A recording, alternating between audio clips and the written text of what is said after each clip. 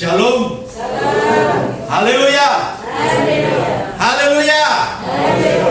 Puji Tuhan. Saya mempersilahkan saudara kita yang dari Depok untuk maju ke depan. Kursi depan lebih bagus. Di situ aja Pak ya. Ya. Nanti di akhir ibadah ini bisa memperkenalkan diri. Ya. Dan ibadah kita juga nanti akan ada penyerahan anak. Penyerahan anak. Mana pionanya? Kalau sudah masuk kelas sekolah minggu biar Bu. Ya, nanti aja Bu. Tuhan. Baik, mari kita buka Alkitab kita. Pagi ini terambil dari kitab Yosua pasal 3. Kita akan belajar kebenaran firman Tuhan dalam satu pasal ini. Kita akan baca bersama-sama.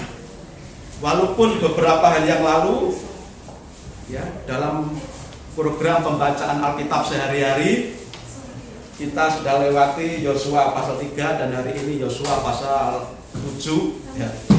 Dalam pembacaan Alkitab sehari-hari apa yang kita baca beberapa hari yang lalu, hari ini kita pelajari bersama-sama. Kita akan membaca kitab Yosua pasal 3 ayat 1 sampai 17. Kita membaca bergantian, berbalas-balasan. Demikian firman Tuhan. Yosua bangun pagi-pagi, lalu ia dan semua orang Israel berangkat dari Sitim dan sampailah mereka ke sungai Yordan. Maka bermalamlah mereka di sana sebelum menyeberang. Ayat 2, silakan.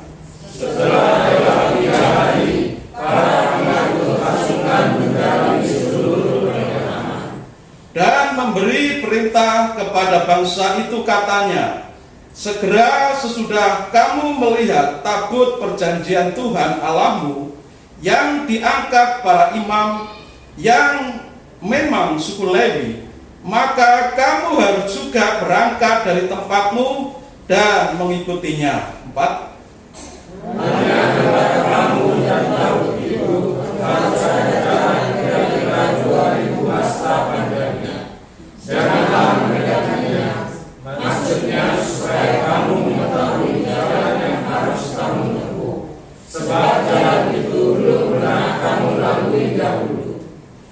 Berkatalah Yosua kepada bangsa itu, kuduskanlah dirimu, sebab besok Tuhan akan melakukan perbuatan yang ajaib di antara kamu. Dan kepada para imam itu, Yosua berkata demikian, angkatlah tabut perjanjian dan menyeberanglah di depan bangsa itu. Maka mereka mengangkat tabut perjanjian dan berjalan di depan bangsa itu. Dan Tuhan berfirman kepada Yosua, pada hari inilah aku mulai membesarkan namamu di mata seluruh orang Israel, supaya mereka tahu bahwa seperti dahulu aku menyertai Musa, demikianlah aku akan menyertai engkau. 8. Maka katakanlah kepada para imam mengangkat tabut perjanjian itu. Demikian, setelah kamu sampai ke tepi air sungai Yordan, haruslah kamu tetap berdiri di sungai Yordan itu. Lalu berkatalah Yosua kepada orang Israel, datanglah dekat dan dengarkanlah firman Tuhan Allahmu. 10. Lagi kata Yosua, dari hal inilah akan kamu ketahui bahwa Allah yang hidup ada di tengah-tengah kamu, dan bahwa sungguh-sungguh akan menolongnya orang Kanaan, orang Het, orang Lewi, orang Feris, orang Girgasi, orang Amori, dan orang Yebusi juga di depan kamu. Sesungguhnya tabut perjanjian Tuhan semesta Sesungguhnya tabut perjanjian Tuhan semesta bumi berjalan. Tidak kelihatan. Saya ulangi. Sesungguhnya tabut perjanjian Tuhan semesta bumi berjalan menyeberang di depan kamu masuk ke sungai Yordan. 12. Maka sekarang pilihlah 12 orang dari suku-suku Israel, seorang dari tiap-tiap suku. Segera sesudah kaki para imam mengangkat tabut Tuhan, Tuhan semesta bumi berhenti di dalam air sungai Yordan. Maka air sungai Yordan itu akan terputus, air yang turun dari hulu akan berhenti mengalir menjadi bendungan. 14. Ketika masa itu berangkat dari tempat perkemahan mereka untuk menyeberangi sungai Yordan, para imam mengangkat tabut perjanjian itu berjalan di depan bangsa itu. Segera sesudah para pengangkut tabut itu sampai ke sungai Yordan, dan para imam pengangkat tabut itu mencelupkan kakinya ke dalam air di tepi sungai itu, sungai Yordan itu sebab sampai meluap sepanjang tepinya selama musim menuai. 16. Maka berhentilah air itu mengalir, air yang turun dari hulu menjadi bendungan, jauh sekali hingga ke darat kota yang mendapat hasil masakan. Sedang air yang turun ke laut belakang itu, yakni laut Asin, terputus sama sekali, lalu meninggalkan bangsa itu di tangan Yeriko. Tetapi para imam pengangkat tabut perjanjian Tuhan itu tetap berdiri di tanah yang kering di tengah-tengah sungai Yordan. Sedang seluruh bangsa Israel menyeberang di tanah yang kering sampai seluruh bangsa itu selesai menyeberang sungai Yordan. Saudara, ada lagu sekolah minggu yang tentu sangat kita hafal. Menyeberang sungai Yordan. Tapi kalau lagu itu dulu ya, bukan menyeberang sungai Yordan. Menyeberang sungai Yarden, haleluya. Maju terus sampai menang, haleluya. Meski banyak rintangan, haleluya. Menuju ke Kanaan, haleluya. Kalau orang Indonesia menyebutnya sungai Yordan, dalam bahasa aslinya Yarden. Jadi sama saja. Yang dimaksud sungai yang sama, sungai Yordan atau Yarden itu sama saja. Puji Tuhan, pagi ini kita bersama-sama membahas kebenaran firman Tuhan ini dengan judul Kemenangan atas arus dunia. Kalau orang Israel menyeberangi sungai Yordan, itu melewati arus sungai Yordan. Kita sebagai orang Kristen, pengikut Kristus hari ini juga harus bisa mengalami kemenangan menyeberangi arus sungai kehidupan ini, dunia ini. Saudara, setiap kita pasti pengen mengalami kemenangan di dalam hidup ini. Terlebih hari-hari ini, Corona sudah sekian bulan, hampir 2 tahun. Segala dampaknya kita sudah rasakan semuanya. Kapan masa pemulihan dari Corona ini? Sampai kapan kita belum tahu. Arus deras, dampak dari Corona ini sangat besar, sangat kuat kita rasakan. Di bidang pekerjaan, di bidang usaha, di bidang ekonomi, di bidang kesehatan, bahkan mengancam keutuhan rumah tangga kita masing-masing. Arusnya begitu dahsyat, menyerang kehidupan kita.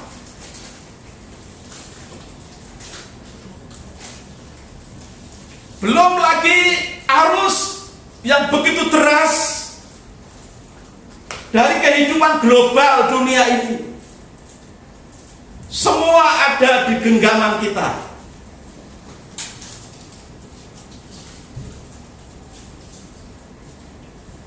Orang-orang di seluruh dunia yang memiliki HP, gadget, semua fokus kepada apa yang ada di genggamannya. Mau tahu berita hari ini? Ada di genggaman tangan. Mau buka usaha, mau bisnis, ada di genggaman tangan. Mau cari jodoh, tinggal cari aplikasi yang berkaitan dengan jodoh, ada di genggaman tangan.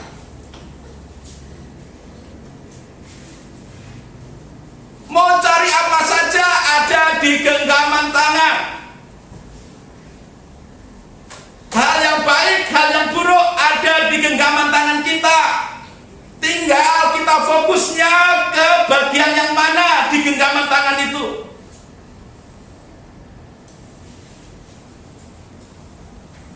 Arus kehidupan global dunia ini begitu kuat, mempengaruhi seluruh kehidupan kita semuanya.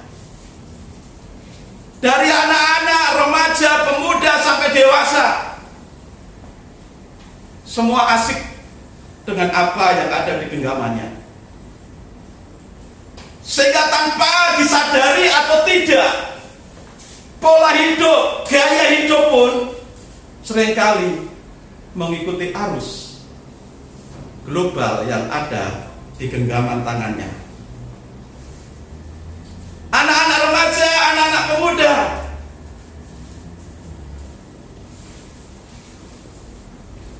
gaya hidupnya, cara berdandannya, cara berpakaiannya, cara ngomongnya, cara makannya sudah seperti apa yang di genggaman tangan.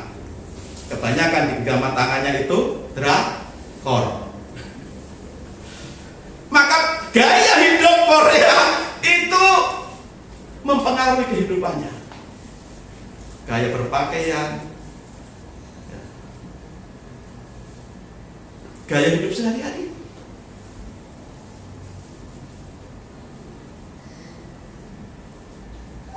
Arus dunia itu begitu kuat. Kalau kita tidak bisa memilih dan memilah apa yang baik, mana yang tidak baik untuk kita, kita akan hanyut di bawah arus dunia ini. Kita yang hari-hari ini pusing dengan ekonomi, dengan pekerjaan, dengan usaha, dengan rumah tangga, kita bisa mencari jawabannya, jawaban pintasnya di HP juga, saudara. Yang butuh jodoh, butuh pasangan hidup, tidak sabaran, cari aja di biro jodoh di aplikasi. Wes pokoknya dapet lah, yang penting dapet. Yang mau jalan pintas, dapat uang, pokoknya di HP ada. Di situ ada bola, ada togel, ada apa, pokoknya bisa lah. Uang 100 kali 100. Nah, lumayan kan kalau pas. Kalau tidak pas, ya, kita terserah di sana. Arus dunia begitu kuat mempengaruhi seluruh kehidupan kita. Kalau kita tidak hati-hati, kita bisa terseret di bawah arus dunia ini. Sekarang pertanyaannya, bagaimana kita bisa menang melewati arus dunia yang begitu kuat dan deras ini? Kita semua punya tujuan hidup lebih baik. Tetapi kalau hidup kita itu kenter hanyut di bawah arus dunia ini, maka kita tidak akan sampai ke tujuan yang kita rindukan, yang kita dambakan. Supaya kita bisa mengalami kemenangan, dari arus dunia ini. Maka saat ini kita belajar dari kehidupan bangsa Israel menyeberangi sungai Yordan, melewati arus sungai Yordan, dan selamat menang sampai di seberang. Bagaimana caranya? Yang pertama, kita melihat di dalam ayat yang kelima, kunci kemenangan bangsa Israel, kunci keberhasilan bangsa Israel menyeberangi sungai Yordan. Yang pertama, menguduskan diri, ayat 5. Berkatalah Yosua kepada bangsa itu, kuduskanlah dirimu, sebab besok Tuhan akan melakukan perbuatan yang ajaib di antara kamu. Berkatalah Yosua kepada bangsa itu, ayat 5, kuduskanlah dirimu, sebab besok Tuhan akan melakukan perbuatan yang ajaib di antara kamu. Menyeberang sungai Yordan itu bukan perkara yang mudah pada zaman itu. Kalau sekarang ada kapal, ada boot. Kalau dulu tidak ada.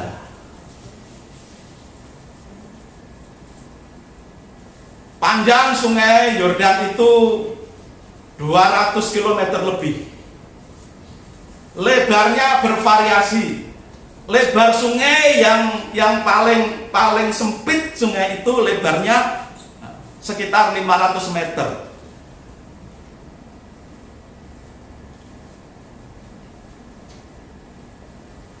Pada zaman itu. Tetapi pada zaman ini ada beberapa tempat yang memang mengalami penyempitan, pendangkalan dan penyempitan. Tetapi pada zaman Yosua ini sungai Yordan paling sempit paling sempit itu 500 meter, setengah kilo lebarnya.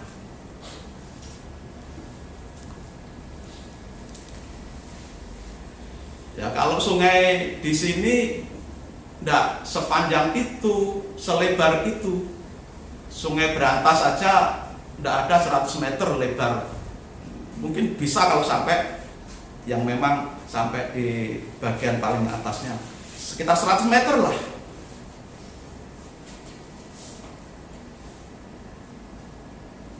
Itu kalau Berantas yang ada di Jawa Timur. Apalagi di Bali ini tidak ada yang selebar itu.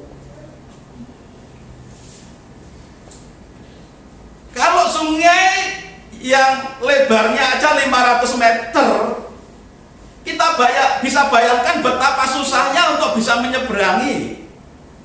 Kalaupun orang bisa berenang, ini adalah kumpulan bangsa, satu umat yang campur. Ada laki-laki, ada perempuan, ada orang dewasa, ada remaja, ada anak-anak, ada bayi. Tentu sangat kesulitan kalaupun harus berenang. Dan jumlah mereka cukup banyak. Tetapi apa yang tidak mungkin bagi manusia, bagi Allah serba mungkin. Apa yang mustahil bagi manusia, bagi Tuhan tidak ada yang mustahil. Tapi bagi kita yang percaya hari ini juga firman Tuhan katakan tidak ada yang mustahil bagi orang yang percaya. Bagaimana caranya bangsa Israel bisa menyeberangi sungai yang lebarnya segitu? Dan tentu itu dalam. Berbahaya, arusnya deras. Yang pertama firman Tuhan katakan, kuduskanlah dirimu. Kalau orang Israel dibilang kuduskanlah dirimu, dalam benak orang Israel, dalam pemikiran orang Israel sudah mengerti. Menguduskan diri dalam pengertian fisik, pasti mereka akan mandi, bersih diri, keramas, dan tentu nyuci baju. Baju yang dipakai itu pasti bersih, baju yang bersih. Kalau dibilang kuduskanlah dirimu, pasti dia mandi yang bersih dan pakai baju yang bersih. Paling bersih menurut mereka. Itu secara fisik, ukuran fisik. Dan setelah mereka membersihkan diri mereka, mandi, memakai baju yang bersih dari kotoran, dari kenajisan, maka mereka tidak akan melakukan perbuatan dosa lagi. Ketika Tuhan katakan kuduskanlah dirimu, maka mereka langsung mengerti harus mandi yang bersih, keramas, cuci baju yang bersih, pakai baju yang bersih, dan tidak melakukan perbuatan dosa. Suami istri pun tidak boleh melakukan hubungan badan selama dikatakan kuduskanlah dirimu. Jadi mereka benar-benar menjaga dirinya hidup kudus dalam kekudusan, dalam konteks kehidupan bangsa Israel. Mandi yang bersih, keramas, pakai baju yang bersih, dan tidak melakukan perbuatan dosa. Untuk apa? Karena dikatakan dalam ayat yang kelima tadi, besok Tuhan akan melakukan perbuatan yang ajaib. Perbuatan yang ajaib itu belum diketahui oleh bangsa Israel. Apa itu? Tuhan mau membuat satu surprise, satu kejutan, satu keajaiban untuk bangsa Israel. Yang pada saat itu tentu bangsa Israel berpikir keras, bagaimana cara menyeberangi sungai yang lebarnya 500 meter dan dalam dan arusnya deras. Tentu mereka sudah merancang berbagai cara, berbagai kemungkinan untuk bisa menyeberang. Tapi apa yang dipikirkan manusia terasa sulit, terasa susah. Bagi Tuhan mudah. Tuhan sanggup melakukan keajaiban. Dan Tuhan berfirman, kuduskanlah dirimu. Nah, ini kunci pertama, kita akan mengalami satu keajaiban Tuhan, supaya kita bisa mengalami kemenangan di dalam hidup ini. Kuncinya apa? Hidup kudus. Maka Tuhan juga berfirman, kuduslah kamu sebab aku kudus. Kenapa Tuhan menyuruh kita hidup kudus? Karena Tuhan itu kudus, maha kudus. Maka kita harus hidup kudus. Dan ternyata hidup kudus itu adalah kunci, adalah pintu untuk kita bisa melewati arus dunia, persoalan, masalah hidup yang sangat berat, yang sangat sulit. Hidup kudus di hadapan Tuhan.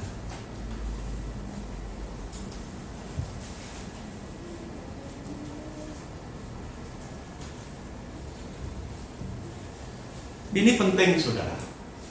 Hidup kudus ini sebenarnya bukan sekedar kita membersihkan diri secara lahiriah, tetapi kita juga, Tuhan mau kita hidup dengan hati, pikiran yang bersih.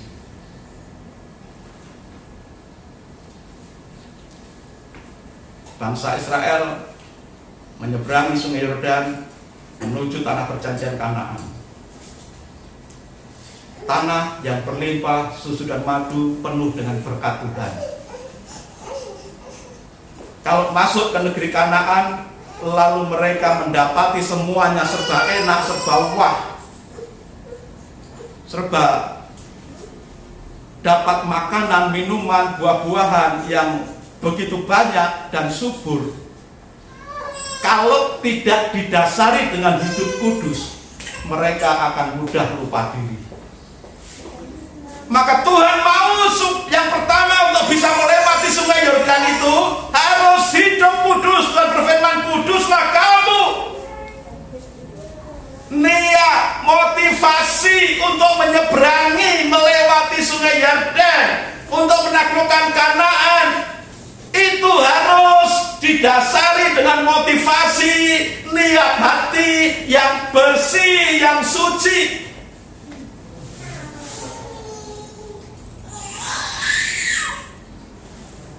Kalau niat hati tidak bersih, tidak kudus, kalau niat hati, motivasi kita kotor, kalaupun kita bisa menyeberang, kita akan tersesat dengan banyaknya yang kita dapat di negeri perjanjian.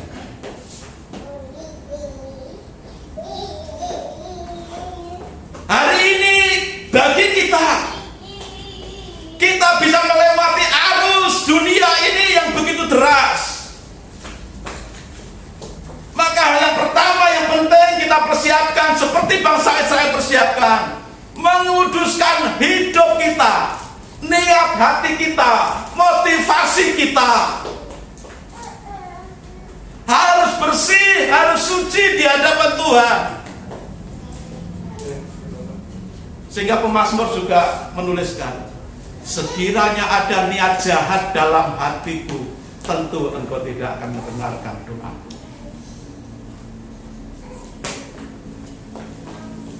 Maka mari saudaraku, di tempat ini di Bethlehem, dalam situasi apapun, bahkan dalam situasi sulit dari hari ini, ayo kita kuduskan diri kita, kita sucikan hidup kita, motivasi kita, hati kita, niat hati kita. Ayo kita murnikan di dalam Tuhan.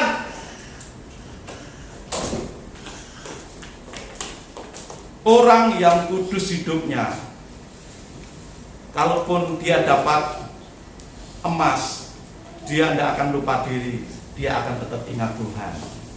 Dia tidak akan tamak, tidak akan serakah, tetapi ingat Tuhan. Tetapi orang yang niat hatinya sudah tidak bagus, yang hidupnya tidak kudus, begitu dapat emas, muncul keserakahan, muncul ketamakan, lupa Tuhan, lupa sesamanya, lalu berkaca pinggang. Sekarang saya sudah kaya raya, saya jadi pejabat, saya punya banyak kesempatan untuk dapat uang. Sudah menepuk dada. Maka Tuhan ingatkan kepada bangsa Israel, dan Tuhan ingatkan juga kepada kita hari ini. Kita bisa melewati arus dunia ini, berhasil mengalami kemenangan. Hal pertama yang perlu kita perhatikan, kuduskan hatimu, kuduskan hidupmu, niat hati, motivasi.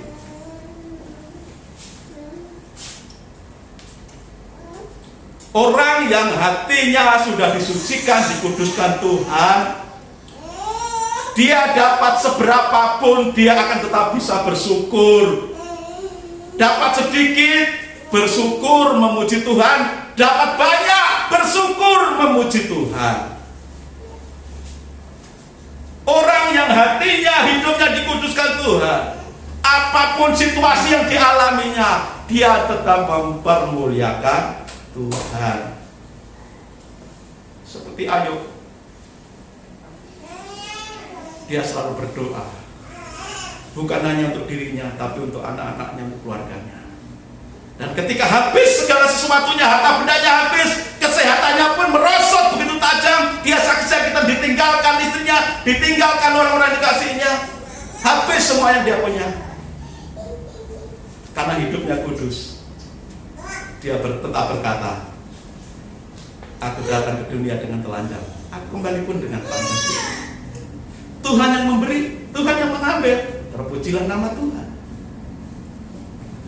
Orang yang hidupnya kudus, dia akan tahan bantingan, apapun situasinya, apapun yang terjadi, dia tetap hatinya tidak tersakiti, hatinya tidak kecewa. Karena hidupnya sudah murni, dimurnikan. Seperti emas, semakin dia dibakar, dia akan menjadi semakin murni. Kotoran-kotoran itu hilang, campuran-campuran itu hilang, tinggal yang emas murni. Demikian juga hidup kita. Arus dunia, tantangan sehebat apapun dalam hidup kita, ketika kita hidup kudus, semua tidak akan mempengaruhi kita dan menjatuhkan kita. Semua juga tidak akan membawa kita naik membumbung tinggi, lupa diri, lupa Tuhan. Maka penting ini dasarnya, supaya kita bisa melewati arus sungai kehidupan ini yang begitu deras, hidup kudus. Yang kedua,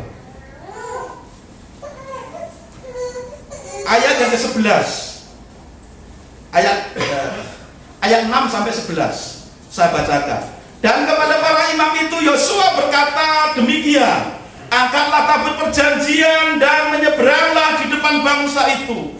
Maka mereka mengangkat tabut perjanjian dan berjalan di depan bangsa itu. Lalu berkatalah Yosua kepada orang Israel, datanglah dekat dan dengarkanlah firman Tuhan Allahmu. Lagi kata Yosua, dari hal inilah akan kamu ketahui bahwa Allah yang hidup ada di tengah-tengah kamu, dan bahwa sungguh-sungguh akan dihalaunya orang Kanaan, orang Het, orang Hewi, orang Feris, orang Girgasi, orang Amori, dan orang Yebus itu dari depan kamu. 11. Sesungguhnya tabut perjanjian Tuhan semesta bumi berjalan menyeberang di depan kamu masuk ke sungai Yordan.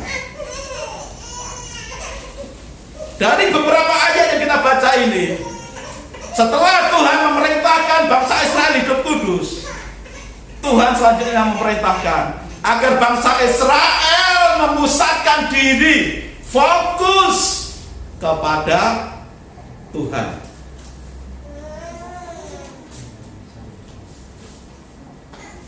Melalui kehadiran para imam yang memikul tabut perjanjian.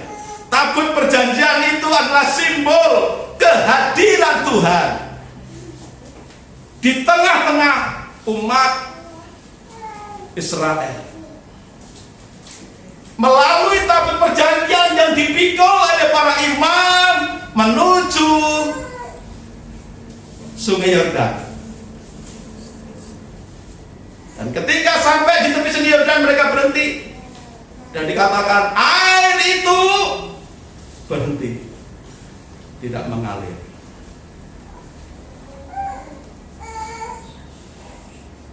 Lalu para imam itu perlahan-lahan masuk ke dalam sungai Yordan. Di sini kita melihat bangsa Israel diarahkan oleh Tuhan melalui komando pimpinan Yosua supaya memperhatikan tabut perjanjian, lambang kehadiran Tuhan.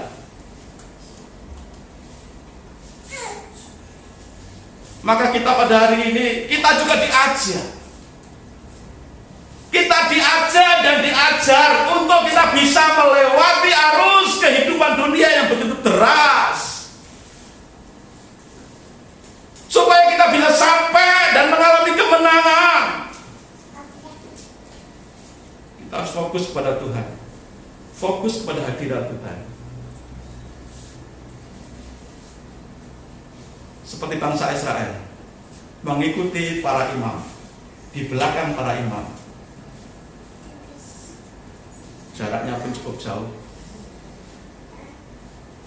sekitar 1 kilo, karena itu perkiraan bisa 900 meter di belakang para imam yang mengusung tabut perjanjian.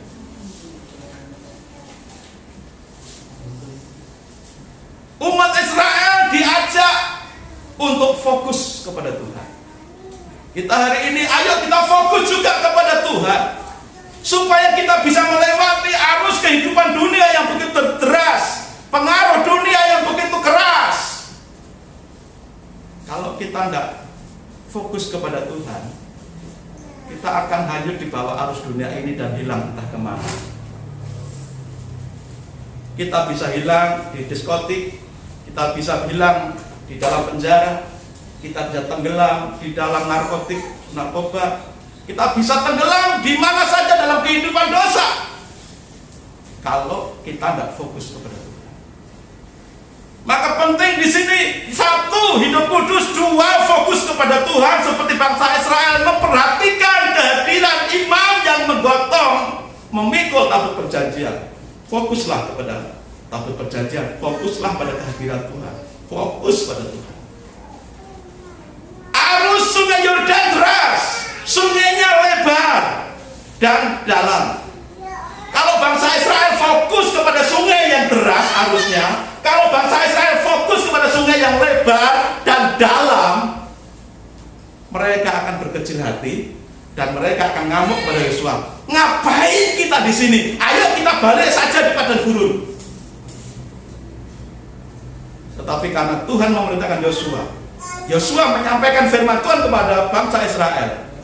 Perhatikan, ikuti tabut perjanjian yang dipikul oleh para imam.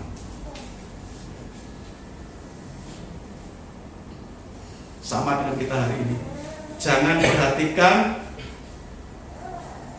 masalahmu yang besar, persoalanmu yang banyak. Jangan perhatikan, jangan fokus pada sakitmu. Sakit itu kecil, walaupun kecil kalau kita fokus ke sakit itu jadi besar. Siapa yang pernah punya jerawat di sini? Jerawat itu kecil apa besar, saudara? Kecil tuh ya. Tapi coba sini. Lihat di kaca. Dekat-dekat. Rasanya jerawat ini sepertinya besar, sakit sekali.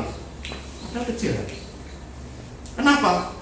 Karena kita fokusnya ke situ. Yang lain jerawatnya berbintang-bintang di wajah, cuek saja nyantai. Ada obat? Obati? Tidak ada obat, ya biarin aja cuek, dirawat itu sewajarnya. Tapi kalau orang fokus ke sini, waduh jerawatku gede, waduh jerawatku ya besar sekali, tambah besar. Yang besar bukan jerawatnya, tetapi perasaan kita, loh jerawatnya tambah besar. Padahal ya jerawatnya segitu. Masalah kita juga begitu, semakin kita fokus ke situ, semakin terasa besar persoalan itu, semakin terasa berat persoalan itu.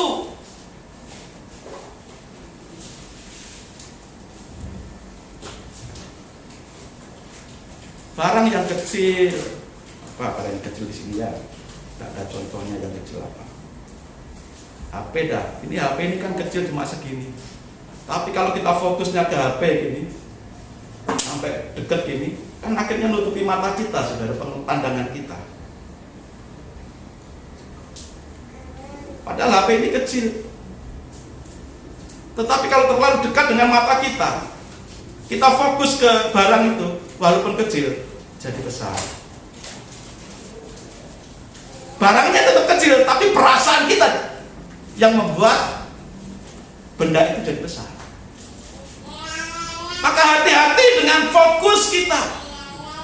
Maka tepat sekali Tuhan perintahkan kepada bangsa Israel melalui Yosua, perhatikan, ikuti gerakan, langkah-langkah para imam yang memikul tabut perjanjian itu, supaya bangsa Israel itu bisa fokus pada kehadiran Tuhan, tidak fokus kepada sungai yang arusnya deras, yang dalam dan lebar. Maka hidup ini mari kita fokus kepada Tuhan. Masalah memang ada, masalah memang berat, masalah memang ya banyak, tapi jangan fokus ke situ. Fokuslah kepada Tuhan.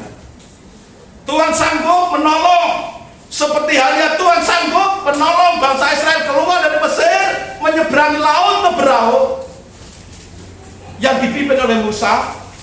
Demikian juga Tuhan memimpin Yosua untuk menjadi pemimpin umat Israel menyeberangi sungai Yordan. Kuncinya hidup kudus, fokus kepada Tuhan, jangan fokus kepada persoalan. Dan hari ini kalau Tuhan sudah menolong Musa, menolong Yosua menyeberangi Teberau menyeberangi sungai Yordan, hari ini juga saudara dan saya bisa menyeberangi arus dunia ini yang begitu kuat mempengaruhi hidup kita. Arus persoalan yang begitu kuat hendak menenggelamkan kita. Bisa kita kalahkan, bisa kita lewati kalau kita fokus kepada Tuhan.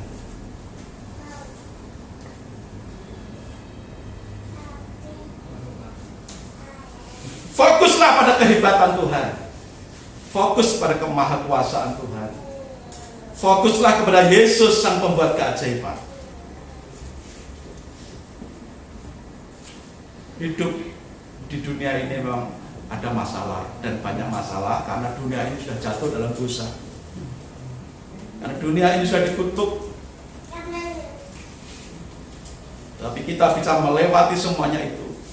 Persoalan, bahaya, ancaman akan bisa kita lewati dengan penuh kemenangan kalau kita fokus pada Tuhan.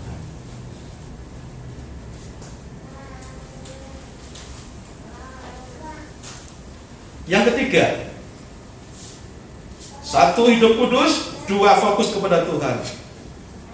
Yang ketiga, bertindaklah dengan iman. Ayatnya di mana? 14-17. Saya bacakan. Ketika bangsa itu berangkat dari tempat perkemahan mereka untuk menyeberangi sungai Yordan, para imam pengangkat tabut perjanjian itu berjalan di depan bangsa itu. 15. Segera sesudah para pengangkut tabut itu sampai di sungai Yordan, dan para imam pengangkat tabut itu mencelupkan kakinya ke dalam air di tepi sungai itu. Sungai Yordan itu sebab sampai meluap sepanjang tepinya selama musim menuai. 16. Maka berhentilah air itu mengalir. Air yang turun dari hulu melonjak menjadi bendungan jauh sekali di dekat Adam, kota yang terletak di sebelah Sartan. Sedang air yang turun ke laut Araba itu, yakni laut asin, terputus sampai sekali, lalu menyeberanglah bangsa itu di tentangan Yeriko. Tetapi para imam mengangkat tabut perjanjian Tuhan itu tetap berdiri di tanah yang kering di tengah-tengah sungai Yordan. Sedang seluruh bangsa Israel menyeberang di tanah kering sampai seluruh bangsa itu selesai menyeberang sungai Yordan. Hidup kudus, fokus pada Tuhan, bertindaklah dengan iman. Ini penting. Bangsa Israel, walaupun para imam sudah berjalan di tengah sungai Yordan, di tanah yang kering, kalau bangsa Israel masih mengalami ketakutan, tidak punya iman, maka mereka akan pilih mundur. Oh, nanti jangan-jangan begitu saya masuk ke dalam sungai Yordan, nanti airnya mengalir deras, matilah anakku. Ada ketakutan, ada kekhawatiran. Jangan biarkan sedikit pun kekhawatiran, ketakutan mengintimidasi pikiran kita. Kalau kita fokus pada Tuhan, bertindaklah selanjutnya dengan iman.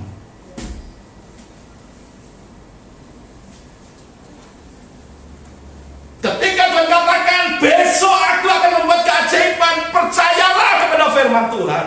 Pegang janji Tuhan itu, karena Tuhan tidak akan pernah mengecewakan. Pertolongan yang ajaib hanya dari Tuhan yang kita sembah. Dan tema Natal kita, victory, kemenangan. Kita tidak akan pernah mengalami kemenangan kalau kita tidak hidup kudus, kalau kita tidak fokus pada Tuhan, kalau kita tidak bertindak dengan iman. Bangsa Israel bisa melewati laut Teberau karena dipimpin Musa yang penuh iman, dan bangsa Israel juga bertindak dengan iman. Bangsa Israel bisa menyeberangi sungai Yordan dipimpin oleh Yosua karena Yosua penuh iman, dan bangsa Israel juga bertindak dengan iman. Dan mereka menyeberang di sungai itu kering dikatakan. Airnya melonjak sampai ke atas, berhenti di sana, lalu yang air yang berhenti ke bawah itu mengalir sampai ke laut asin. Maka mereka menyeberangi sungai Yordan itu dengan di tanah yang kering. Seperti bangsa Israel waktu menyeberangi laut Teberau, mereka berjalan di tanah yang kering. Demikian juga bangsa Israel yang menyeberangi sungai Yordan, mereka berjalan di tanah yang kering. Tidak ada becek-beceknya, tidak ada nyemuk-nyemuknya. Kalau mie nyemuk-nyemuk enak ya saudara, apalagi ada pedesnya sedikit ya. Yang suka pedes sekali level 2, level 5, level 10, silakan. Pangan anget-anget, mie nyemuk-nyemuk itu enak. Tapi bangsa Israel menyeberangi sungai Yordan itu tidak nyemuk-nyemuk. Nyemuk-nyemuknya sungai, orang lewat bahaya, saudara, bisa kepleset, bisa tenggelam di lumpur, nyemuk-nyemuknya itu bisa kotor. Tetapi di bangsa Israel dikatakan berjalan melewati sungai Yordan itu di tanah yang kering, dan kaki para imam itu pun berdiri di tanah yang kering. Jelas dikatakan begitu cepat tanah itu jadi kering. Padahal waktunya sangat singkat sekali. Ini bisa terjadi mereka berjalan, berpijak di tanah yang kering karena mereka bertindak dengan iman. Saudara, GRJ Bethlehem pun semenjak berdiri bertindak dengan iman. Maka sampai hari ini bisa melewati arus tantangan kehidupan sampai hari ini. Bahkan bisa ibadah di tempat ini. Kalau gereja lain akan notal-notal, ngitung-ngitung, berpikir-pikir. Dengan jemaat segini bisa beribadah di tempat seperti ini. Mikir uang dari mana? Kok bisa? Tuhan penolong yang ajaib. Tuhan membuat keajaiban. Dan kita bertindak dengan iman. Kalau kita pikir jumlah jemaat segini dengan pekerjaan seperti ini, situasi hari-hari ini, bagaimana bisa membayar setiap kali ibadah?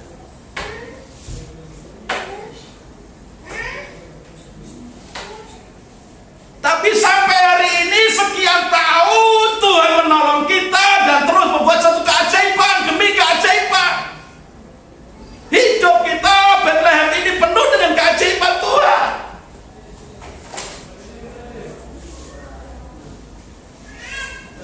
Bagaimana kita bisa mengalami keajaiban Tuhan? Karena kita bertindak dengan iman. Kalau kita sebagai gereja persekutuan tubuh Kristus, persekutuan orang percaya di dalam Yesus Kristus mengalami keajaiban di Bethlehem ini, maka saudara pribadi, keluarga demi keluarga sebagai jemaat Tuhan harusnya juga mengalami keajaiban demi keajaiban di dalam hidup. Jangan gentar, jangan takut, jangan kecut, jangan tawar hati dengan situasi ini. Walaupun arus dunia begitu deras menghujam, membahayakan hidup kita. Tapi apa yang membahayakan hidup kita itu? Mari hadapi dengan hidup kudus. Hadapi dengan fokus pada Tuhan. Jangan fokus kepada persoalanmu, jangan fokus pada sungai yang lebar, deras, dalam. Jangan fokus kepada orang-orang enak yang tinggi besar, raksasa-raksasa itu. Jangan fokus juga kepada tembok Yeriko yang tinggi. Jangan fokus pada itu. Nanti selanjutnya kita melihat tembok yang tinggi pun bisa runtuh, bukan dengan bom, bukan dengan granat. Tembok yang tinggi bisa runtuh. Dengan apa, saudara? Dengan apa, saudara, tembok Yeriko runtuh? Haleluya! Cuma dengan kata haleluya tembok Yeriko runtuh. Raksasa-raksasa yang tinggi besar lari pontang-panting dikejar. Saudara, maka jangan fokus pada tembok Yeriko yang tinggi, jangan fokus pada raksasa-raksasa, jangan fokus pada arus yang deras. Fokus pada Tuhan. Bertindak dengan iman. Natal ini temanya kemenangan, victory. Ayo panitia, anak-anak muda. Ayo jemaat Tuhan. Biarlah tema victory, kemenangan ini menjadi bagian kita alami. Sebagai gereja Tuhan kita alami, sebagai pribadi, sebagai keluarga, ayo kita alami victory, kemenangan ini. Maka untuk kita bisa mengalami victory, kemenangan, dilandasi dengan niat hati yang kudus, yang suci untuk kemuliaan Tuhan. Untuk kita mengalami victory yang kedua harus dengan fokus kepada Tuhan, lalu bertindaklah dengan iman. Lah bagaimana situasi begini? Ya begini saja dah.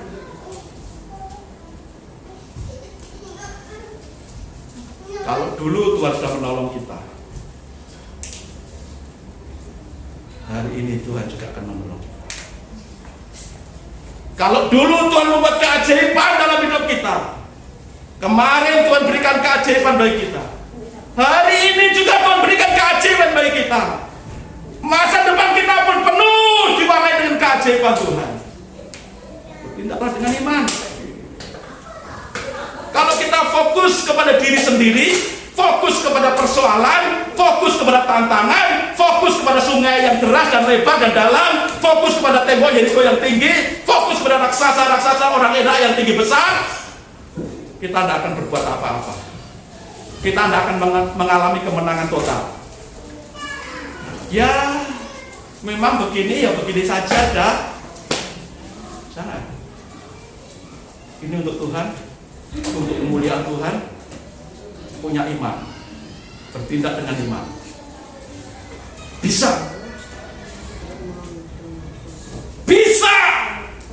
di dalam Tuhan. Perjalanan hidup GSC Bethlehem sampai hari ini diwarnai mukjizat Tuhan. Ruangan ini pun dipenuhi dengan mukjizat Tuhan sampai hari ini. Kenapa kita takut? Kenapa kita gentar? Seringkali logika berpikir kita mengajak kita, ya wis lah. Tapi iman mengajarkan kita bersama Tuhan kita bisa melewati arus dunia yang gelap, yang deras, yang kejam sekalipun. Selalu ada pertolongan yang ajaib. Setahun ini kita mengalami pertolongan yang ajaib. Ini tema Natal tahun lalu. Nyambung dengan tema Natal hari ini. Tahun ini pemuda koordinatornya. Apakah kebetulan? Bukan kebetulan.